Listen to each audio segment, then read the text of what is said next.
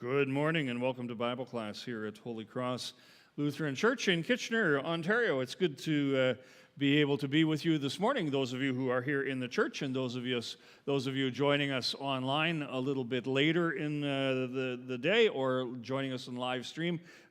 Great to have you share with us this morning. We're just getting going. We've did 1 week so far in a study that is simply called The Attributes of God, which is a sort of a Bible study that is just a little bit drier sounding than the Sahara Desert. But we're trying to inject a little bit of life into the topic by looking at it not so much from a standpoint of, okay, how do you prove thus and so about God out of the Bible, but looking at it more from our perspective, a relational perspective with God. We know there are a number of things that are true about God, for example, and one of the things we'll talk about today is that He's our Creator. We also know that God is holy. We'll get into that subject, I think, by the end of the hour this morning as well.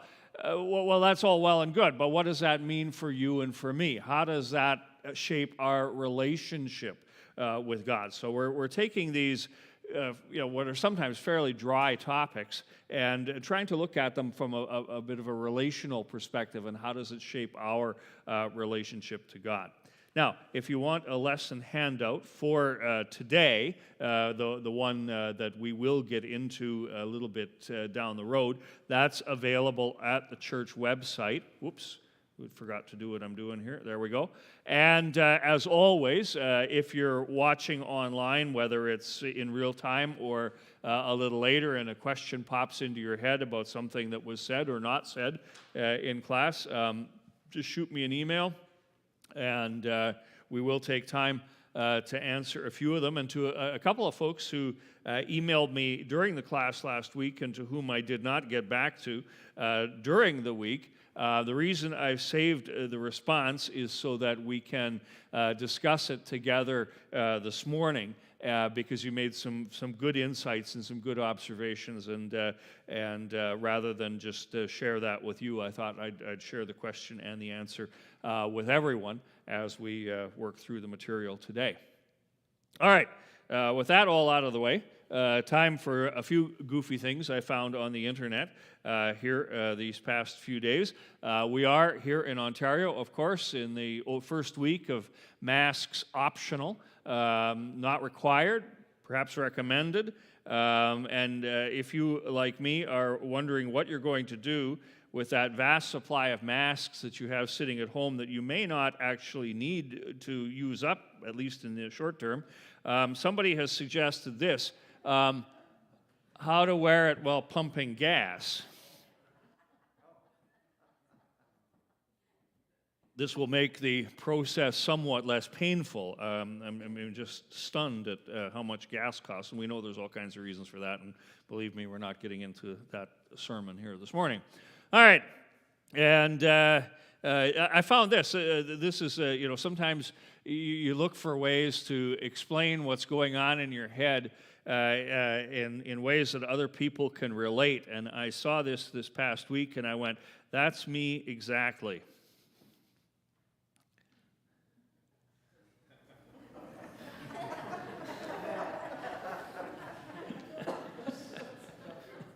That's exactly it sometimes, isn't it? Yeah, you got so many tabs open, a couple of them are just completely shut down, and where is the music coming from anyway? Yes, that's very good. All right. In our Lenten services, we've been reading through the Passion account of our Lord, and a couple of weeks ago, I should have put this one in last week. I forgot I had it. We read the story of Jesus' arrest in the garden, and Peter, of course, getting out his sword and swinging away and lopping off the ear of the servant of the high priest, an unfortunate fellow named Malchus. But new revelations have shown us in new archaeology that Jesus did actually speak a word to Malchus as he restored his hearing again.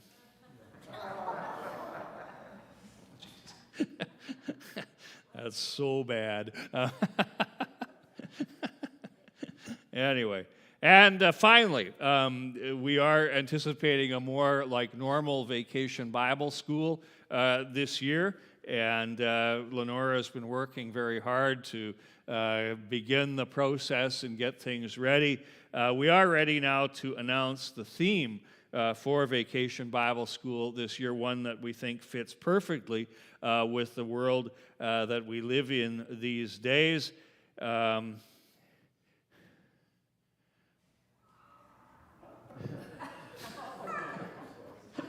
Sinners in the Hands of an Angry God. That's actually a book by an American theologian named Jonathan Edwards, and that's his picture right there.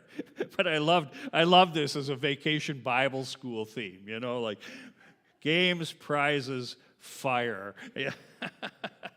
Fun-filled week, I'll bet. They'll never forget it. They'll be scarred for life. But a bit of a segue into what we are going to talk about this morning in the sense of the holiness of God. There will certainly be an emphasis on that in that kind of a Bible class. Anyway, that is not VBS this year, believe me.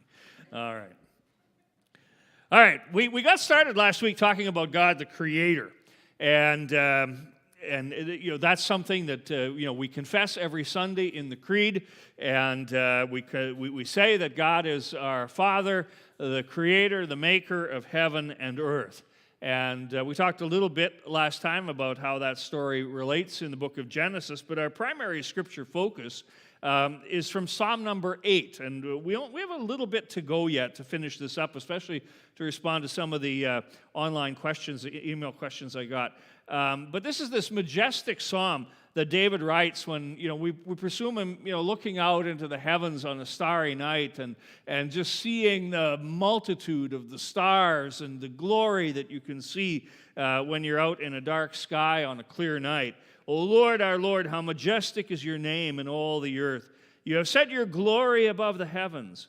Out of the mouth of babies and infants you establish strength because of your foes, to still the enemy and the avenger. The greatness of everything that God has created. And when I look at the heavens and the work of your fingers, the moon, the stars, which you have set in place, what is man that you are mindful of him, the Son of Man, that you care for him? And so just to quickly recap, we focused a little bit of attention on what David saw. And as he looked out upon the glory of the creation, he saw the reality of God. And that this didn't just happen by random circumstance to bring this all into being. He saw the magnificence and the majesty of God. One of the neat analogies about creation that I came upon once a few years back was, just how extravagant God is. If it was you or me creating, well, maybe not you, but me, we'd have maybe 5 kinds of birds, a red one, a blue one, a green one, a black one, and, some other color, and that's it, What does God do? No, he just creates birds, of all shapes, sizes, descriptions. It's just extravagant. It's lavish, to use the word that you'll hear in the gospel reading this morning, if you're staying for church, or if you heard already in the early service. Prodigal. This is extravagant creation. This, and not just there, but all over creation. Not just a few little things here and there, but just filled with things beyond our wildest imaginations. And he sees that magnificence and that majesty. And it, of course, raises the question that was at the end of that first section of Psalm 8. What is man that you're mindful of him? And this whole vast expanse of things. Who are we? We're just like tiny, tiny specks. Someone raised the question online, and it's one certainly I've pondered, don't have an answer to. But is it possible that in this great vastness that God has created, there are other places with creatures like us? The Bible doesn't talk about things like that. Theologians ponder those sorts of things sometimes. Unfortunately, we don't have a clear yes or no answer. The Bible seems to, these are those things where we have to go, well, what the Bible tells us is about us. And let's focus on us. But, what else is out there that we haven't even begun to understand yet in God's extravagant and overwhelming creation? I always find, when we launch a new satellite or telescope into space, that just the new things it's able to reveal, things we couldn't see before. I just find that so fascinating, that what's all out there beyond, what we can just see down here. And again, for me personally, it doesn't challenge my faith in God as the creator, but it actually enlivens that faith to just again see the magnificence and the wonder of it all, and the things that are still going on. I had the discussion once with someone, and we were talking about the relationship between science and the Bible, and this is overly simplistic, I know, but in my mind, the relationship can kind of be summed up in this sort of a way. The job of science is to unravel God's puzzles, and there are lots of puzzles out there that need to be unraveled, and just as soon as you unravel one, there's going to be 5 more that need unraveling too. And He's given us that wonderful ability to do those sorts of things.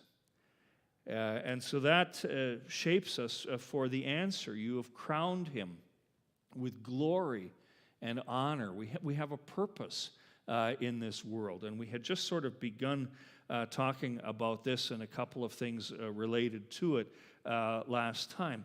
You have made Him a little lower than the heavenly beings, crowned Him with glory and honor. You've given Him dominion over the works of your hands. You've put all things under His feet, all sheep and oxen, also the beasts of the field, and the birds of the heavens, and the fish of the sea, whatever passes along the paths of the sea. And so God, we talked about last time, has created us and given us work to do, to be the stewards of His creation. Reminiscent of what we learn about in Genesis chapter 1 and Genesis chapter 2, where in speaking to Adam and Eve in Genesis chapter 1, they're to have dominion over the fish of the sea and the birds of the air and everything that moves upon the earth. And then focusing a little more closely to where they were physically on the earth. They were put in the Garden of Eden to work it and to keep it. And these are things we need to keep in mind, against some of the ideas that are out there today in the world that, we looked at a philosopher, we won't worry about him too much this morning, Bertrand Russell, who just put it all in a sentence, this is all an accident, atoms coming together, and there is no real form, shape, or purpose, and then people have built on that and said there's not really anything like human dignity or human rights. These are all just constructions that we have made. And the Bible would argue back and say, no, not accidental, but very purposeful, and not meaningless emptiness, but all fulfilling part of the creating God's plan for His world, as He has crowned us with glory and honor and given us dominion, the stewardship of the things that He has made.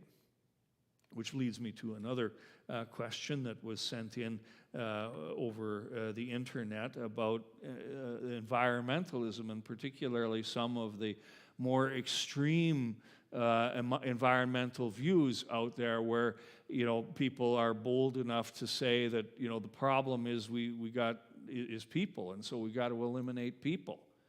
And again, there can be the sort of thing that's easy to sort of buy into, for some. But no, that's not God's plan. Again, part of the extravagance of it all is that there are people, and we're to fill the earth and subdue it. Now, that doesn't mean that we're to run roughshod over everything. I mean, Christians should be the best environmentalists that there are, looking after the creation, caring for the creation. That's our first calling from God.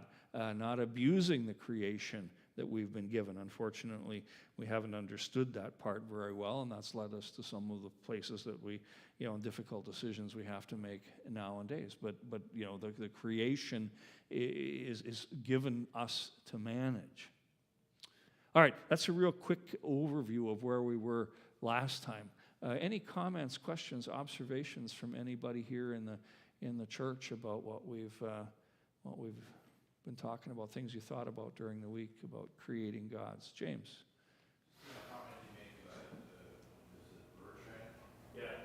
Saying, it just all happens.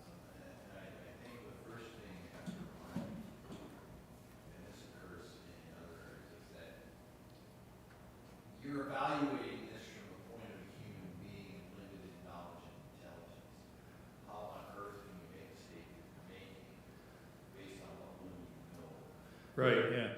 James, for those that couldn't pick it up on the microphone, says, those who say this is, all by accident, are making some sort of very overarching statement based on limited human knowledge, which is absolutely true. Yeah, that's absolutely true. Yeah, and who knows? Yeah, exactly. Other comments, questions, observations? All right, let's move into the last little bit of this psalm here, and I'm just going to flip back a few slides here to the question that David asks, and because the question itself actually contains a bit of its own answer. He asks the question, "What is man that you are mindful of him, and the Son of Man that you care for him?" Now, this is the English Standard Version, which is a very, very good translation. But with great respect to those who worked on that translation, this is one of these places where the good old King James Bible, translated several hundred years ago, actually gives us a little better term. If you dig up this psalm in the King James Bible, where we would read care in the last sentence there, they use the word visit. And that's probably a more literal translation of the Hebrew word that is there. What is man that you are mindful of him? The Son of Man that you visit him.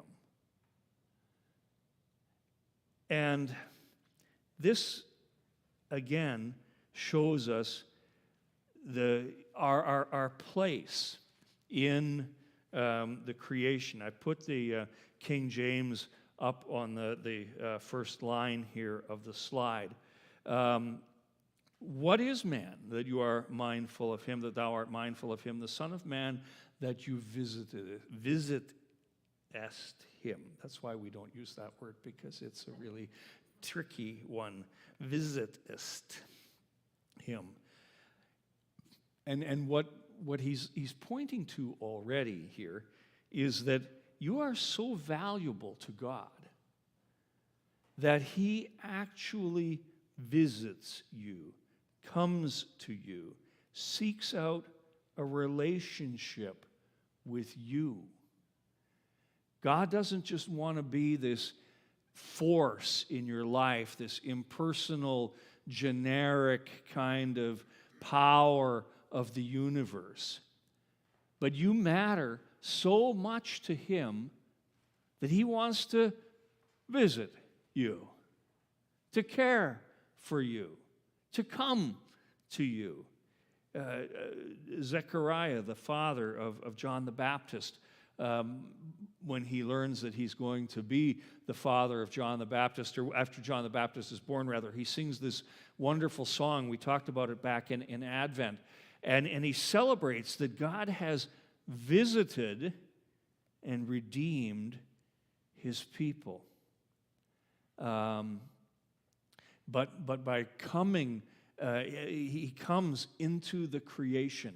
He wants to visit with us. And ultimately, of course, we know that visitation happens in Jesus Christ. In its own way, this psalm about creation is also a psalm about God's love for us, that he would come into this creation. He cares for us because of the creation. He gives us a job to do. We all know how badly we've done at the job. We've made a mess of this place. And as long as humans are around, they're going to continue to mess it up. But God's love for the creation is so great that he chooses not to deal with the evil of this world through a show of brute strength, but in weakness.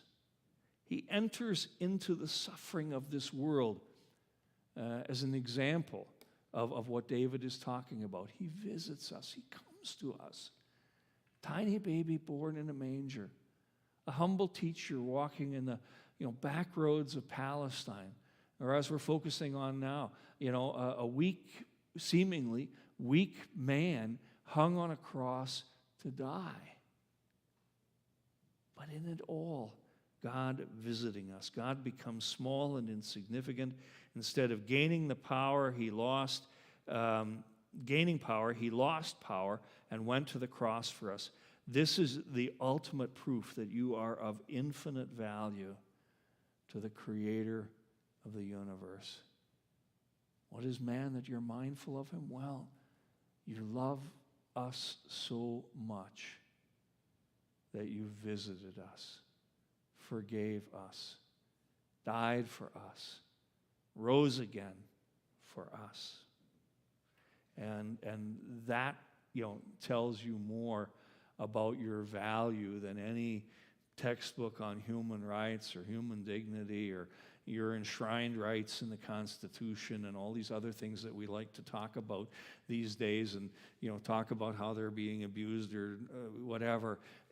This tells us more than anything else about how valuable and significant you are to God, that he would visit you. You, out of all that vast expanse of creation, you and me. All right, comments, questions, observations, check of the phone, see what I'm being sold on Sunday morning this week. All right, living, okay, let's see. Oh, yeah, okay. Yeah, interesting comment here that, in our space exploration, we're trying to figure out if there was ever life somewhere or could be, but ignore the life that is here right now. Yeah, absolutely. And we're more concerned about everything else than what's right in front of us sometimes. Yeah, absolutely. Any other comments, observations? Creation, Creator God who loves you that much. Seeing none. Okay, well, I've either bored you to death or whatever. I don't know. Well, let's push ahead. While we take a brief moment here, we won't forget, we're getting back into the old ways here again. This is the attendance pad, and just scribble your name.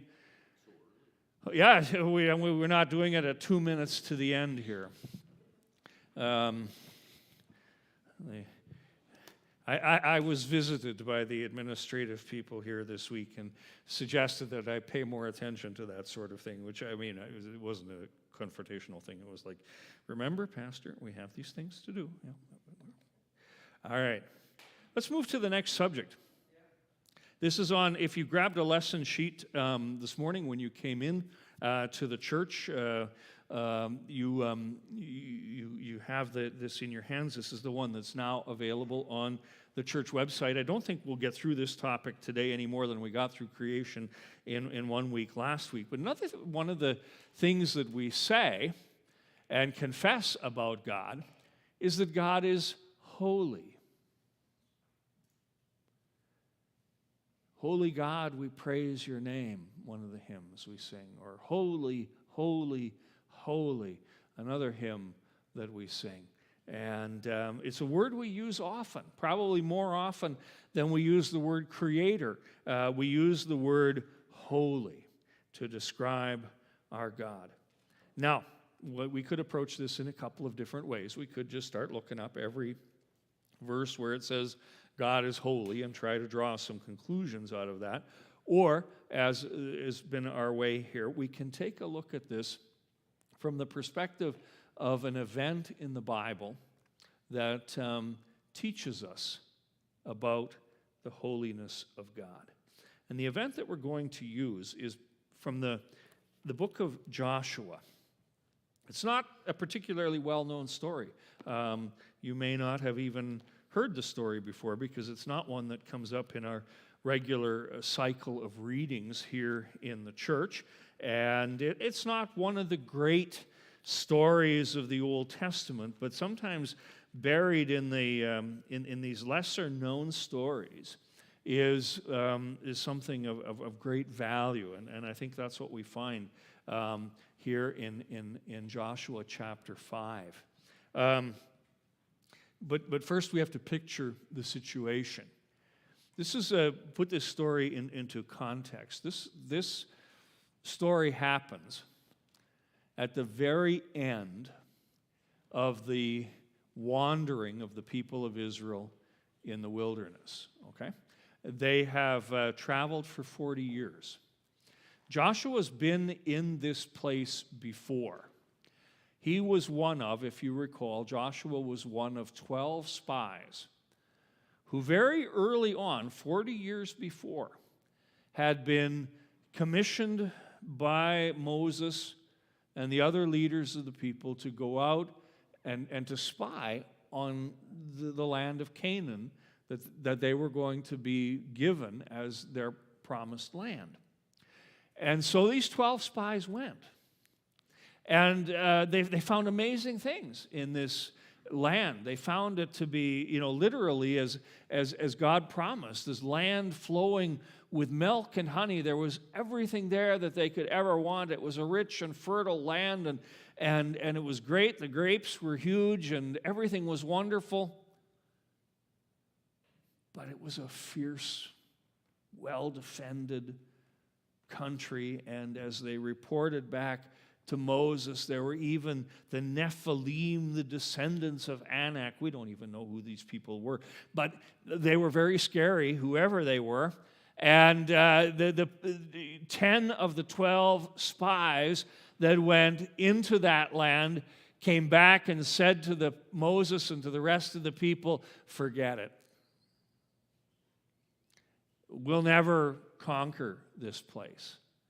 It may be full of everything that we wanted and everything that we need and all the great things of the world, but we're not going to conquer these people. No way, no how.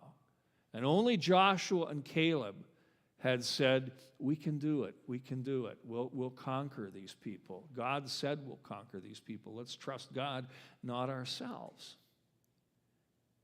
But the people listened to the 10. They went with a majority opinion. And it was for that reason that God condemned them to walk another 40 years in the wilderness, that they'd have to wait to get into this land. And so 40 years later, they're again at the cusp of entering into the promised land. And that's where we pick up Joshua in Joshua chapter 5. When Joshua was near Jericho, it kind of sounds from the story like Joshua is maybe just taking a few minutes away from the rest of the camp and spending a little time just with his own thoughts and prayers as he looks out on the city of Jericho, this well-fortified, walled city. When Joshua was near Jericho, he lifted up his eyes and looked. And behold, a man was standing before him with his drawn sword in his hand. And Joshua went to him and said to him, "Are you for us or for our adversaries? Whose side are you on here?" And he said, "No, but I am the commander of the army of the Lord. Now I have come." And Joshua fell on his face to the earth and worshipped him and said, "What does my Lord say to his servant?" And the commander of the Lord's army said to Joshua, "Take off your sandals from your feet, for the place where you are standing is holy." And Joshua did so. All right. An unusual account, but the focus ends up being not on the battle to be fought, but on the holiness of God. Now, I know for some people, and we'll just take a brief moment here, it's good to know where this is a story that we can, put on the map. We know exactly where this happened. The people of Israel had been wandering down in this lower section here and had come up through the country of Moab towards the end of their time, and they had come to this little city here that has a bit of an awkward name in English. We happened to have this as a reading on a youth Sunday, and the young person who was reading it said, "Is that pronounced how I think it's pronounced?" And I went, "That's exactly how it's pronounced. Yep, from Shittim to Gilgal." Anyway, and now what they have done already at this point in the story is they have crossed over the Jordan River, which is this little blue line that runs down between the Sea of Galilee and the Dead Sea. They've come across, and they're kind of right at the doorway of Jericho. So it's a place we can put on the map. We kind of know where it happened and what was going on there. So anyway, Joshua has a question. As I put the PowerPoint together, I kind of went a little bit different in terms of the sequence than I did on the lesson sheet. I do one on one day and one on another day. Joshua's got a question for us. The big question on his mind is, are you for us? Or are you for our adversaries? Are you on our side, or are you one of them? And the angel responds by saying, "No. No. Neither," so to speak. "I am the commander of the army of the Lord. Now I have come." And what he brings up here and in this little short sentence is really a couple of the real diverse ideas of theology. Now, I don't want to get too abstract here or too technical here, but a lot of theologizing, and we see this in the scriptures, runs between two poles, if you were, or two ends of the spectrum, maybe a better way to put it. On one end of the spectrum is what we call God's immanence, which is God's closeness, that He cares about the details of our life. You can experience His immediate friendship, that He's there with you. When we were talking about Psalm 8, where we ended up was at this immanence side of the spectrum. David looks at this whole vastness of creation. And yet, you'll visit me.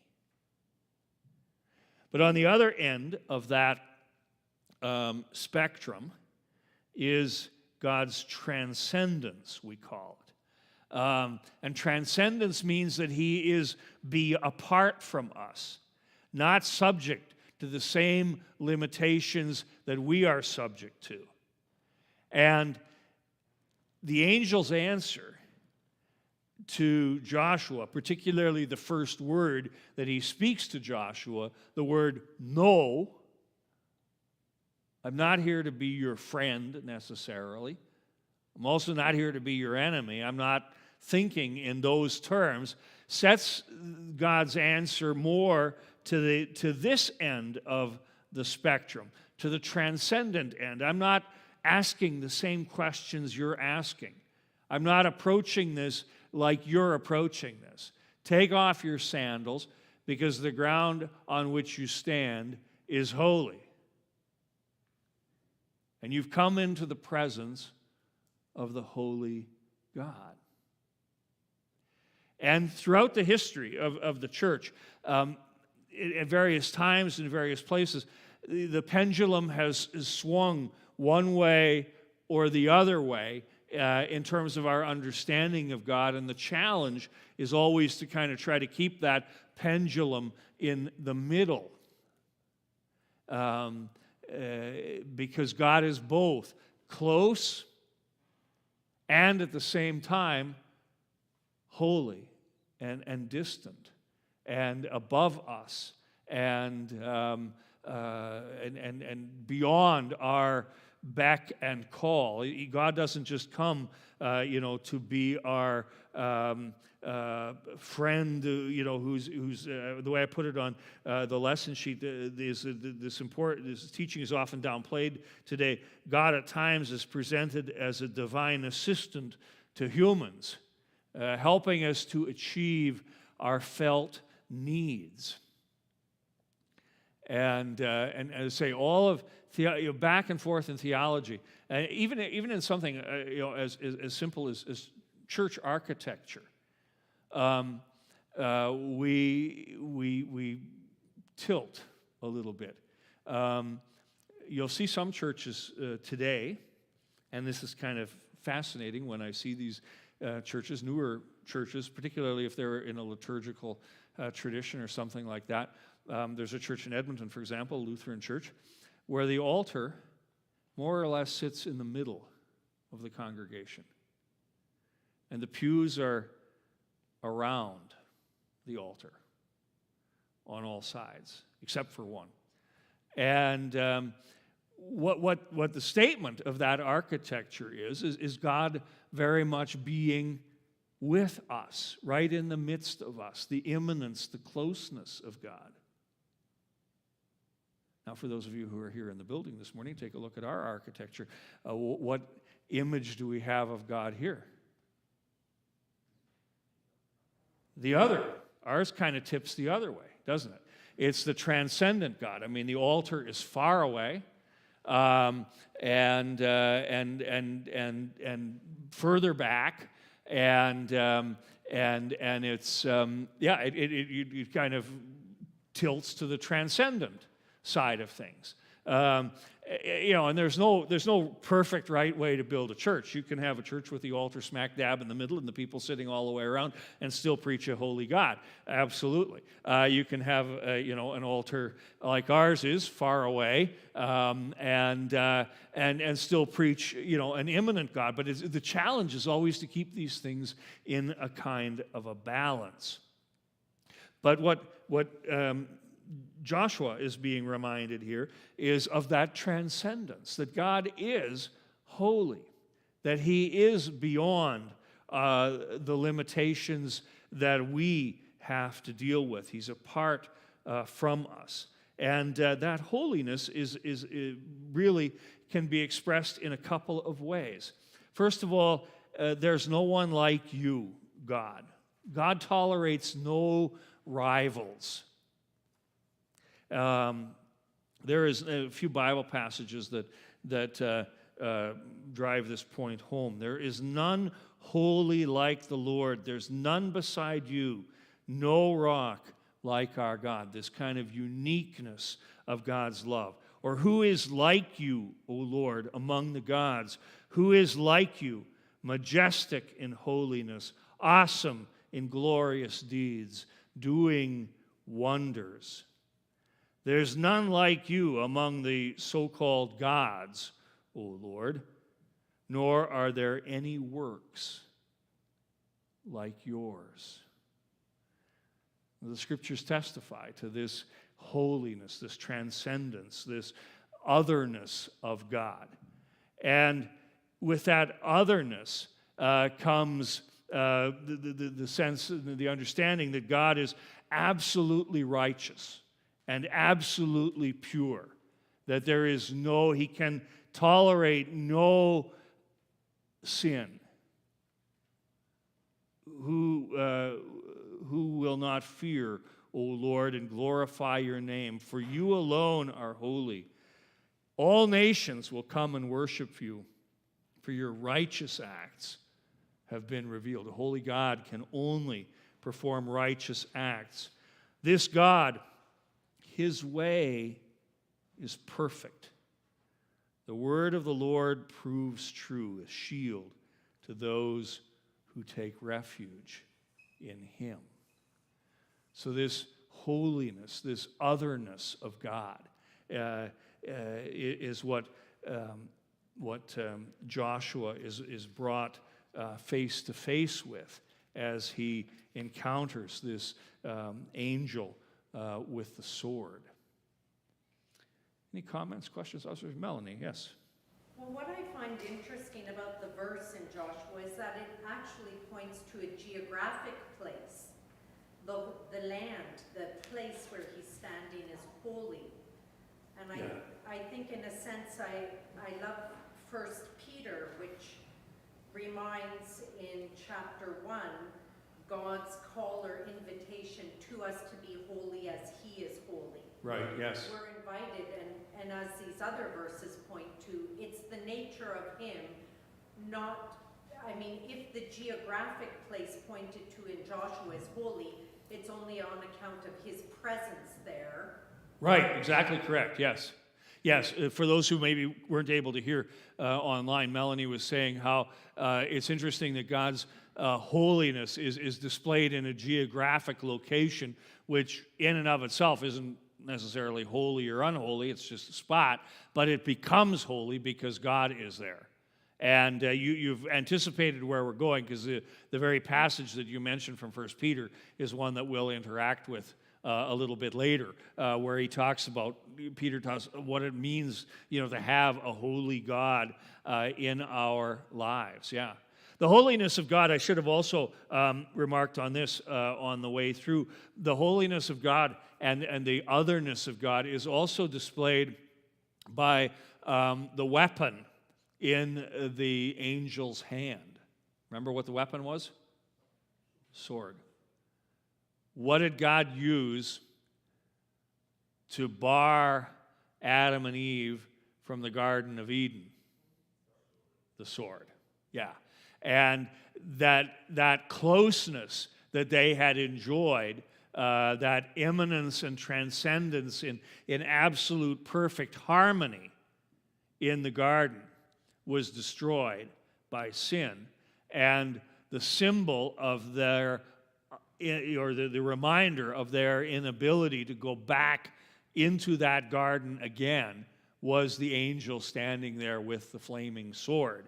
And so once again, the sword comes into view, and it is there as a reminder. Again, this is, you don't just, this he's not come here just to put his arm around you, kind of thing. This is the holy God who's come on holy business, and the only response that Joshua can give is what the angel tells him to give.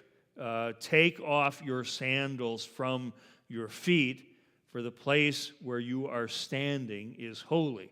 And I love how some art does this. It makes it look like this all happened, with King Arthur and the Round Table, as he unlaces his high leather boots there, which maybe he was wearing, I don't know. Because this is holy. And holy means to be set apart. The Hebrew word, and on the lesson sheet I made a typographical error when I transliterated the Hebrew into English. It should be Kodesh with an O, not an A. That's a whole other word with whole other meanings that it slipped me when I wrote it out. But the Hebrew word is Kodesh, and it means holy to the Lord. And that holiness, as Melanie just commented a few moments ago, existed in things. The place where Joshua was standing was holy. And there were other things that were holy in the Old Testament. For example, things like some of the vessels in the temple. These aren't obviously the originals, but they're copies that have been made to help us think about and understand what some of those vessels were. And some of them were very, very common vessels. I mean, some of them were obviously like altars and the Ark of the Covenant and things like this, very unique, very special. But some of the vessels that were used in the temple were common, just like a pitcher. I mean, there's nothing except that these are made of gold and silver, nothing particularly fancy about them. What made them holy wasn't what they were made of or their ornateness. What made them holy was that these things were set apart for one purpose and one purpose only. They were completely set apart so that they would only be used in the temple. So, for example, if you happen to be, a Levite working in the temple, and Mrs. Levite, your wife, and you were having company in for the evening, you didn't decide, well, maybe we'll serve the wine in a little bit fancier pitcher than we have at home, so I'll just borrow the one from the temple tonight. I'll bring it back first thing in the morning. We want to make a good impression on the new neighbors. You don't do that. No more than you take the communionware from the church here. We're short a silver goblet for the table this evening. Would you mind, Pastor, if we took the chalice home? No, yeah, we'd mind. Yeah, no, that is holy. Not in and of itself, but because it has been set aside for one purpose and one purpose only, and it is not common, it's not secular, it's holy, it's for the work of the Lord. And so we leave it, and that gives us an image then too for how our own lives are to be lived. Holy God then calls forth from his people holy living. And in the book of Leviticus, in the Old Testament, there's a section, it actually, people debate where it begins. I'll give you the long version, and then if you're wanting to look at it, you can just poke around in there. But in Leviticus, chapter, it usually begins around chapter 16, most people will say, and runs to 26, and some will say even as far as 27, is something that theologians call the holiness code. Because the theme of holiness runs all the way through this, and it covers vast swaths of human life, and some of them in kind of icky detail. Leviticus is one to go into the icky places of life sometimes. But kind of as you go through that section, particularly in the middle of it, chapters 19 and 20, the refrain is there over and over and over again. You shall be holy, for I, the Lord your God, am holy. If God is set apart and God is above, then we too are to live lives that are separate from and different from the world around us. And what God is laying out in those chapters of the book of Leviticus is just how separate that life is to be. Or as he says in a chapter later, you shall be holy to me, for I, the Lord your God, am holy, and have separated you from the people, that you should be mine. And it's interesting that in the midst of all of this discussion of holiness, we get this wonderful summation of what's the second half of the Ten Commandments, really. You will love your neighbor as yourself. That's part of how we display that holiness. All right, we'll leave it here for today, unless there's any last-minute questions. I'll check the phone here again quick. Did get one in. I'll respond to that one in an email. Any other questions, comments, observations? All right, thank you for your attention this morning. Let's close our time together in a word of prayer. Gracious Lord, Heavenly Father, we thank you that you have revealed yourself to be close to us, our friend, but at the same time, holy and other from us. Help us to grasp both of these and to see the importance for our own lives today, that you are the holy God who has done amazing things for us and set us apart, yet at the same time a God who comes very near and visits us. Help us in this season of Lent to understand that and to grow in our relationship with you. We ask now that you'd bless us this day and over us, bless our service that is to come, and build us up in our holy faith. In Jesus' name, amen. All right.